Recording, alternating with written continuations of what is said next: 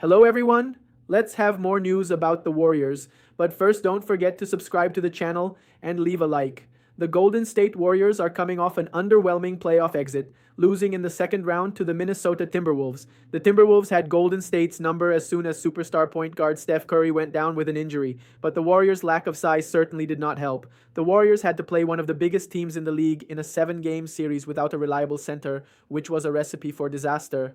Now, heading into the offseason, the Warriors do not want to waste any more of the precious years they have with Steph Curry, Jimmy Butler, and Draymond Green, so acquiring a big man will be at the top of their bucket list. The Cleveland Cavaliers are coming off one of their best seasons in franchise history, finishing with a 64-18 record before losing in the second round of the playoffs. Still, despite their regular season success, the Cavaliers are expected to make some changes, and one of their top trade candidates is standout center Jarrett Allen. If the Cavaliers are to move on from Allen, the Warriors would likely be one of the first teams to pick up the phone. Here is what a potential Jarrett Allen trade to the Warriors could look like. This season, Allen averaged 13.5 points, 9.7 rebounds, 0.9 steals, and 0.9 blocks per game, while shooting a league-high 70.6% from the field. Finding a reliable center in the NBA is much easier said than done, and the Warriors have not had a big man of Allen's caliber in years. If they want to capitalize on their aging trio of Curry, Butler, and Green while they still can, making a move for Allen would be ideal. Now let's go to another video. Don't forget to leave a like. That led to the 2024 championship. The answer was Drew Holiday being traded to the Boston Celtics, okay? What could end up being the most impactful trade that affects the 2025 championship? I would argue that it might be Alex Caruso being traded to the Thunder, okay? So while I understand that the star players drive so much of what happens in this league, the NBA is at a place where right now depth matters. And putting all your team into 2 or 3 star players, I don't think is necessarily a winning formula. Okay, that's my preamble. I'll put that aside. What I think is important about those 2 trades was that the Drew Holiday trade doesn't happen until the Dame Lillard trade happens. So yes, we are going to focus on what happens with Giannis. Absolutely. Giannis's decision about whether he wants to be traded or not. Secondly, about whether or not Giannis is going to have a full control over where he gets traded, because he's got 2 years on his contract. It's a little bit of a gray area. The Bucks, to get the maximum value, may not be able to give him exactly what he wants, but giving him exactly what he wants may make things a lot easier. So I think that's a big factor. But the key to me is the Giannis domino effect, where he might get traded and what that might trigger, both with the teams involved in the trade and the other teams that come around it. So Giannis is going to say a lot of things. And while I could list you a bunch of teams that could make a big offer for him, if I was Giannis and I'm looking at the lay of the land right now, I want to stay in the Eastern Conference. I don't want to go to a Western Conference team because it's going to be a really hard mountain to climb. The only problem with that, and I understand that completely, Wendy, I hear you. What Eastern team has both the assets to go out and get Giannis and then have enough on the other side of a trade to seriously contend? And I look at we know the usual suspects. Everybody's going to mention New York first, going to mention the Knicks. They might even mention the Nets, which to me is slightly insane. But if you look at the team, I'm going to go west now. If you look at the Spurs that are sitting there with the numbers 2 and 14 picks in the first round, the very first round. And if you're Milwaukee, that's got to attract you. And I'm not giving up Castle. Don't even mention his name. I'm not coming to the phone or staying on the phone if you ask me to give up the Rookie of the Year, who I think has a bit of early SGA-ism.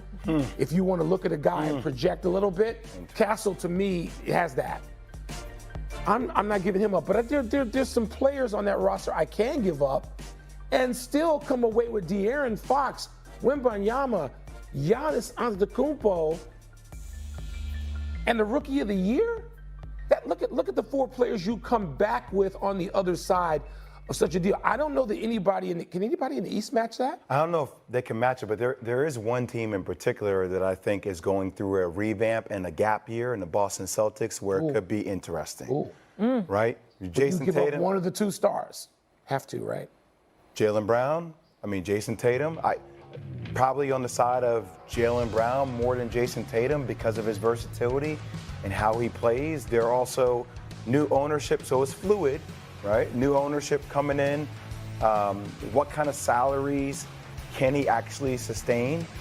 And Porzingis getting older, Al Horford getting older, Drew Holiday getting older.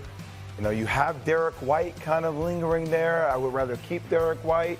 I'm not sure draft collateral what they have, Brian, but it seems like Boston's in that sweet spot to a degree, at least in my opinion. Maybe. Also, I just want to throw out one other name, Brian, before you respond. What about Miami? They need someone. I don't know if they have the pieces to do it, but Miami needs a star. Again, the equation to me is enough to give up to satisfy Milwaukee in a trade, because they want to contend, and enough to come on the other side of it, and Giannis to be somewhere where you still got enough to win. That is easier in the Eastern Conference, to Wendy's point, but I don't know. Wendy, and then there's the KD of it all. I don't think Miami has the perfect set of circumstances. I think Boston was more interesting before the devastating Tatum injury, because I don't know what you're going to possibly think you get from Jason Tatum next year. Before that, I think that was a real conversation, and maybe it still could be. I think New York is definitely a conversation for sure. But wait, which New York? Correct. Just the Spurs? Spurs. Well, New York means New York. Well, Brooklyn would mean the Nets. Brooklyn isn't. I'm just saying this is. You know, Brooklyn doesn't have a. Brooklyn's a good spot too. Go ahead. I love Brooklyn. I'm a Nets fan. Just go ahead, Wendy. I'm sorry. Yeah, Brooklyn doesn't have a real. You know, they might have a plan, but they don't have a demonstrable pathway right now that if they traded for Giannis on the other side, they would have a championship team ready to go. So again, this comes down to whether the Bucks are getting the highest value or they're working with Giannis. We don't have a clarity of that yet. It's so very important. But Wilbon is correct. The Spurs could probably put together the best package, including the number 2 pick in this draft. And if you were okay with saying, all right, I'm making a 3 or 5 year decision, yes. If you're making a... Welcome back to Warriors Nation News, the home of true Golden State basketball fans and your top source for everything blue and gold. The 2024-25 season didn't end the way we hoped, but make no mistake, the front office isn't planning to sit still this summer. In fact, with the clock ticking on Steph Curry's legendary career and Draymond Green still fighting to win every possession, the Warriors are expected to make serious moves this offseason, and that includes addressing one of our most critical needs, the center position. So here's the scoop. A new report is circulating around the league, and if you're a Warriors fan, you're going to want to pay close attention. Because the Golden State Warriors, along with the Los Angeles Lakers, have their eyes on a potential all-star big man who could become available via trade. We're talking about Jarrett Allen. Yes, that Jarrett Allen, the interior anchor of the Cleveland Cavaliers. Stick with us as we break down what this could mean for the Warriors, why Allen might actually be a perfect fit in Steve Kerr's system, and how this move could push Golden State back into serious championship contention. And, of course, we want to hear your voice, so keep watching and let us know in the comments, is Jarrett Allen the missing piece we've been waiting for? Let's get into it. According to Chris Fedor of Cleveland.com, the Cleveland Cavaliers may be willing to listen to trade offers for starting center Jarrett Allen this offseason. And that's not just noise. This comes on the heels of a disappointing playoff exit for Cleveland, which may push the team to shake things up and reconfigure their roster. Now, here's what makes Allen such a fascinating target for Golden State. He's not a flashy shooter like Nikola Jokic or Karl Anthony Towns. He doesn't stretch the floor or knock down threes. But what he does bring is exactly what the Warriors have lacked since the departure of Andrew Bogut and the aging of Kevon Looney, a true interior enforcer. Jarrett Allen is a beast in the paint. In 334 games with the Cavaliers, he's averaged 14.7 points and 10.1 rebounds per game. He's a reliable rim protector, an elite rebounder, and one of the most efficient scorers in the league. In fact, this past season, he led the entire NBA in field goal percentage, 70.6%. That's not a typo. He does his damage close to the rim, finishing lobs, cleaning up second chance points, and defending at a high level without needing the ball in his hands. For a team like the Warriors, who thrive on ball movement and spacing, Allen's low usage, high efficiency style could be a seamless fit. Let's not forget, one of the Warriors' biggest weaknesses this past season was defending the paint and securing defensive rebounds. Too often, opponents got second-chance points or bullied their way inside. At 6'11" with a 7.5 wingspan, Allen brings the kind of size, toughness, and presence that would instantly elevate our front court. Defense. Now let's talk about the Less than 2 weeks away from the 2025 NBA Draft, and we have some new Warriors rumors and news to discuss on today's edition of Warriors Today by Chat Sports. I am your host, Tyler Smith, and in just a moment, we're going to talk about a new Brandon Podziemski injury update, as, we did undergo that wrist surgery that we talked about, but there is some new information. And then we have some new reports from Warriors insiders Tim Kawakami and Anthony Slater, who went on the Warriors Plus Minus podcast, and kind of detailed a couple of things as far as how it relates to the Warriors offseason and heading into 25-26. But let's jump right in to this Brandon Podziemski injury news, as we knew that he underwent a wrist surgery a couple of weeks ago, and now he has underwent a second surgery this offseason. He faced a couple of injuries throughout the 24-25 campaign. The Warriors released a press release with the Brandon Podziemski injury update that read the following.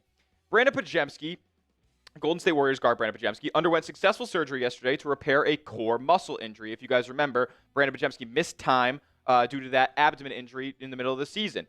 He is expected to make a full recovery and be ready for the start of training camp. Podziemski previously underwent successful left wrist debridement surgery on May 27th. And, they go in and talk about how he has been a pretty big factor for Golden State's roster over these past couple of seasons. Now, 2 surgeries, that is, it's a little concerning. They are minor, to be fair.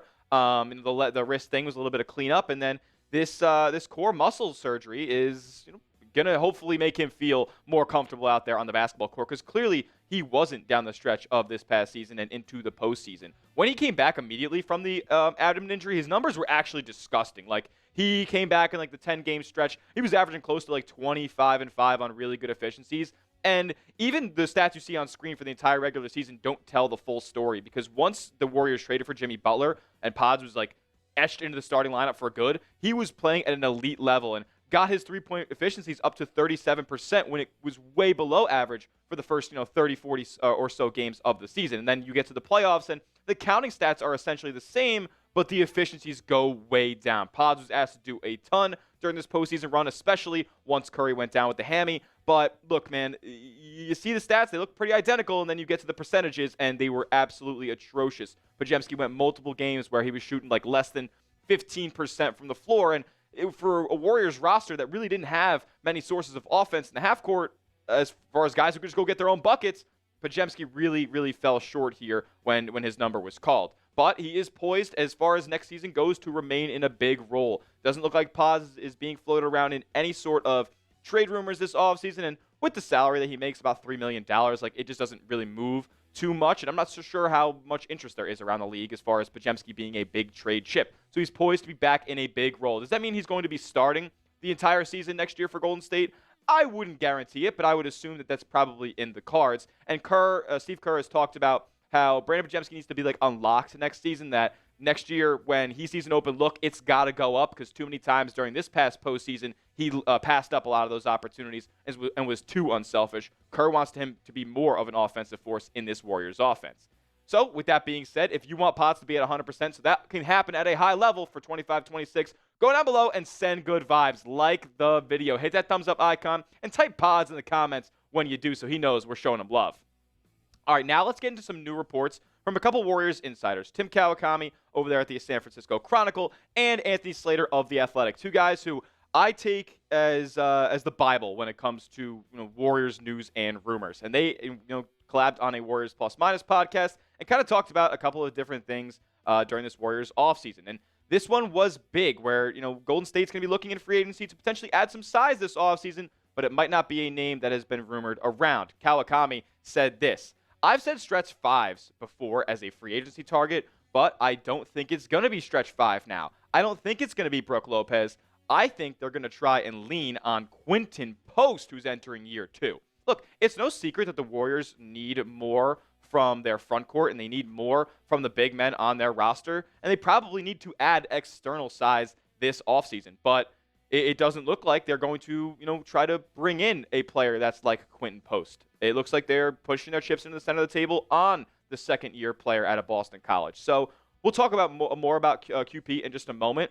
But, around the whole center position in general, Slater kind of came back and said that, yeah, like they're not going to necessarily target a stretch five. And who knows if they're actually going to spend real big money on, and big money is in like mid-level money, on a traditional center as well. As, those guys aren't necessarily the best puzzle pieces that would fit in a Steve Kerr 5-out movement offense. So I'm not so sure if Golden State's going to address their front court very much externally this offseason. It looks like they're going to be leaning a lot more into Quentin Post, who showed a lot of really solid flashes in his rookie year and got some big minutes in the postseason as well. This is a 25-year-old second-year player who, really brought an element to Golden State's offense last year that they did not have as a stretch five. He was a two-way player for a large portion of the first half of the season, and then once the calendar year flipped to 2025, and in January, he became and got a standard contract with Golden State and played out the rest of the regular season as a member of the rotation and was a pretty big factor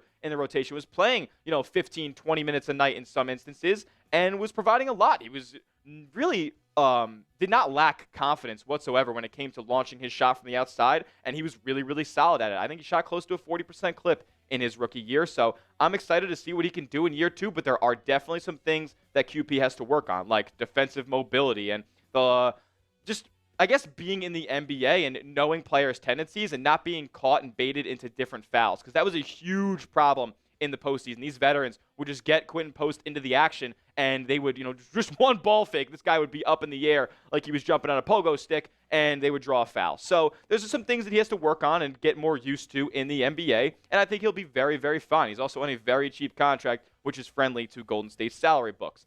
And we talk about, Brook Lopez potentially not being a factor or a name to watch anymore for Golden State. Well, a name that we just talked about as recently as yesterday might be off the table for Golden State as well. Ball Report on Twitter. Now, I'm not so sure how reputable they are, but they do have some decent scoops on the Dubs. And he said that the Warriors are unlikely to sign Bobby Portis in free agency due to the financial restraints. Golden State is expected to bring back Jonathan Kuminga, which means they won't have access to the non-taxpayer mid-level exception without being hard capped at the first apron, something they'd want to avoid. So this isn't necessarily like a report or anything like that, but he is like kind of putting the tea leaves together as to what Golden State's going to want to do. Portis is a $13 million player option and could opt out to negotiate a deal, but unless the Warriors trade for him, signing him outright is unlikely. Expect Golden State to target cheaper bench options instead. Honestly, that I wish I never saw that tweet, because I want to be optimistic about Golden State making improvements on this roster. Look, money and caps and aprons should not be a factor at all for the Warriors these next two seasons. Like, can you read the room a little bit? Can you do a little bit of math and know that your players are closer to collecting Social Security than they are to, reaching puberty? Like, it is a problem. You're run by a 37, a 36, and a 35-year-old player. You need to lean into that and shove as many, put everything you can into this Warriors roster for 26-27 or 25-26 and 26-27. It's a 2-year window. You're going to be the worst team in the NBA when Steph Curry leaves. Understand that. So do your best to give him the best chance to win a championship over these next two seasons. And with that being the case, you're going to have to use that non-taxpayer mid-level exception that you have. And I don't know, does Golden State really not want to be hard capped at the first apron? I guess that makes them a little bit less financially flexible potentially for next offseason, but man, time is ticking and these guys aren't getting any younger. So I'd want to use the $14 million mid-level. I'd want to use the biannual exception, which I don't think Kuminga makes any difference towards, but still, can they get something for this $8 million trade exception? I'm not so sure. If they're willing to send out, down the line draft capital, maybe, but it's all up in the air at this point. I really don't love the way that Golden State's offseason is trending at this point, but you never know. Things could change very, very quickly, and the offseason is looking to ramp up over these next couple weeks as we get closer to the draft. One player who I know will be rocking Warriors blue and gold next season is Wardell. So go get your jersey today, 50% off. How often do you see Steph Curry jerseys half off? Yeah, you can go get one at this link right here, chatsports.com/Curry City. Go get yours today. It's last year's City jersey, so they're throwing it for a little bit of a discount. But I love these unis, man. Go get yours today. Fresh Curry jersey, half off with our friends over at Fanatics. This link right here, chatsports.com/Curry City, will be clickable in the comment section and description of today's video. All right, let's talk about these reports from Slater and Tim Kawakami outside of the QP stuff. Well, a lot of these are going to be a little bit rapid fire, right? Like Anthony Slater said there's no noise on Kevin Durant to the Golden State Warriors when there was obviously, almost got done at the trade deadline. Draymond said that deal was at the finish line. All the reports have said that it was basically a done deal, but Durant backed out at the last moment heading to Golden State in February, and it seems like his market is leaning more towards San Antonio and Minnesota rather than anything close to Golden State. Plus, the Dubs would have to give up Butler or Draymond, and that's just not happening. Now, Slater also said that, another story that we reported on yesterday is the Warriors are unlikely to pursue a Lauri Markkanen trade. And look, man, I said this yesterday. It was a complete nothing burger, and more than the Warriors unlikely to pursue the trade, I think the Jazz are more unlikely to trade him at all. So this was a total non-story. Middle of June, guys got to hit their article quotas for the month, and Bill Simmons just wanted to say some funny stuff, and then Bovada made odds out of it. It's a complete nothing burger. Lauri, we had a chance last year, should have took the swing, but it didn't work out. Now this is the issue that I'm most kind of concerned with. Tim Kawakami and Anthony Slater, throughout the entire podcast, we're just operating and speaking under the impression that the Warriors would be bringing back Jonathan Kuminga. Look, do I think that Jonathan Kuminga can be a good basketball player in the NBA and honestly contribute to winning and be a positive factor out there? Yes, I do. He's 22 years old. But do I think that he can do it with the Golden State Warriors? No, I do not. And you could call me a hater for that. I don't really care. I think he's a square peg in a round hole that just does not fit for Golden State, and he seems like he's a little bit more concerned with his own personal production than he is for the betterment of the team. I think we've seen that time and time again. That's why Steve Kerr gave him the DMPs. So with that being said, with all the reports that we've heard from these Warriors insiders, how optimistic are Warriors fans right now? Scale it for me down in the comment section, 1 to 100. 1 being we are cooked. This front office needs to go, and we're not going to win shit in these next 2 years. 100 means you got full faith in Mike Dunleavy, Joe Lacob, Steve Kerr, Curry, whoever's in that brain trust up there in the Golden State Warriors front office, and they're going to make some good moves this offseason. Let me know what you guys think, 1 through 100. My take is this. I'm in the middle of the pack right now as far as how optimistic I am for Golden State because I think there's a lot of uncertainty still, too. You never know what phone call could land in your inbox these next couple of weeks as far as what a trade could look like or a sign-and-trade potentially for Kuminga once free agency hits. But one thing I know is true. Running this same roster back with, like Ball Report said or like Kawakami alluded to, 1, 2 cheap free agent additions, that does nothing for you. It does not get you over the championship hump. And it's downright disrespectful to Steph, Jimmy, and Draymond, who are mortgaging their physical health and bodies night in and night out at these old ages. It's disrespectful to not want to improve this roster way more than just marginally this offseason, and that would require moving Jonathan Kuminga. Now, it is very complicated to get all that done, but I think that at the end of the day, even if the player that you get back is worth half the contract and might even put out half the production, he might fit double the amount better than Jonathan Kuminga does currently. So, in my opinion, it would be their best course of action to move off that contract, find a side and trade partner, get off of the money, and go use your assets in a way that is best suited to help this team contend for a championship. That will do it for today's edition of Golden State Warriors Today. A new trade pitch has the Golden State Warriors addressing one of their biggest needs, a skilled big man, by sending out a pair of rotation players. In a recent proposal by Andy Bailey of Bleacher Report, the Chicago Bulls would send Nikola Vucevic along with the number 45 pick in the 2025 NBA draft and a 2028 second-round pick to the Warriors in exchange for Moses Moody and Buddy Hield. The Warriors lacked reliable size throughout the 2024-25 season, with aging stars like Stephen Curry, Jimmy Butler, and Draymond Green still anchoring the core. The team needs experienced playoff-ready support, not another developmental project. Vucevic, 34, fits that mold. He's coming off a season where he averaged 18.5 points and 10.1 rebounds while posting career-best efficiency from the field and beyond the arc. Offensively, he brings floor spacing, passing, and enough size to absorb starter-level minutes at the 5-something Golden State hasn't had consistently in years. While the Warriors would lose 2 rotation pieces, neither Moody nor Hield carved out reliable postseason roles this year. The trade would tighten the depth, but it would also give the Warriors a true center to help maximize their title window. The Bulls may have finished the season on a high note, going 15-5 in their final 20 games, but their long-term future clearly lies with their youth movement. With Kobe White, Josh Giddey, and Matas Buzelis already in place, it makes sense to pivot further in that direction. Adding Moody gives Chicago a 23-year-old wing with upside, and a manageable second contract that tops out at $13.4 million. Healed, an expiring or buyout candidate, could provide shooting in the short term or cap flexibility later. And with Vucevic entering the final year of his deal, cashing in now while also gaining two young assets allows the Bulls to realign without a major reset. And you, fan, what do you think about Nikola Vucevic's situation? Leave your opinion in the comments.